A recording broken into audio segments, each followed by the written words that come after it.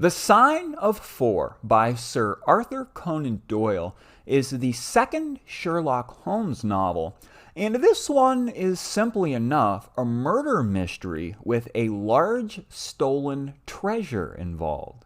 A woman named Mary Morstan shows up at Sherlock Holmes' home, 221 Baker Street, and she has a real problem. You see, her father disappeared suddenly years ago, and every year on the same day she receives a pearl in the mail, a very valuable piece of jewelry, and she doesn't know what to make of it. She wants to solve the mystery of what happened to her father and figure out where these pearls are coming from. Sherlock Holmes and Dr. Watson, accompanying, take on the case and they work on getting to the bottom of it. I really loved this story. Classics can be kind of hard sometimes. Sometimes the language is dated. They can be tough reads. But the first thing that stands out to me when I think about these Sherlock Holmes novels is that they're very fluent. They're very easy reads. They're very fun reads and funny. I laughed aloud many times while I read this, and I'm not sure that I've ever read a classic that has been so enjoyable as the first two now Sherlock Holmes novels that I have read. The Sign of Four gives us a different look at Sherlock Holmes. He becomes humanized in this one. It's no secret that Sherlock is a cocaine addict, and there's some of that going on in this book. Sherlock is a person who is not only an analytical genius and a cunning detective, but he's also very filled with anxiety. He's filled with depression. He's eccentric. He does a lot of weird stuff. He paces around. He talks to himself. He's all messed up with drug addiction, and I'm liking his personality. He's a very interesting character, and getting to know him now, this being my second Sherlock Holmes novel, I'm looking forward to reading all four of the novels and the short stories to get a fuller picture of who Sherlock Holmes is. He's truly one of the greatest and a classic literary character.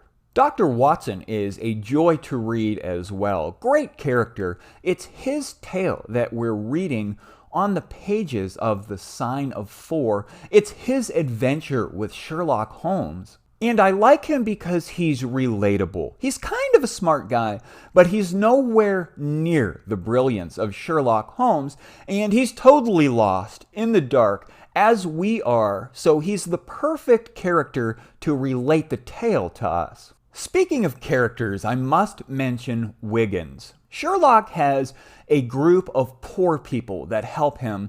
They're a detective force that work with him, and they're dirty, beat-up people that live out in the streets, and he calls on them at times to help him with his cases, and they are led by Wiggins. And they report to Sherlock, and I think that the group of them, although they play a minor role, they were in the last novel as well, A Study in Scarlet. I think that they're absolutely brilliant, and one of the best pieces of this, I get a great laugh each time that they show up. About a year ago, I read two Sherlock Holmes short stories, and although I quite enjoyed them, I did not realize the brilliance that is Sherlock Holmes and Sir Arthur Conan Doyle until I read the first novel, A Study in Scarlet. And my opinion only gets better with The Sign of Four. I'm totally committed to reading all of the novels,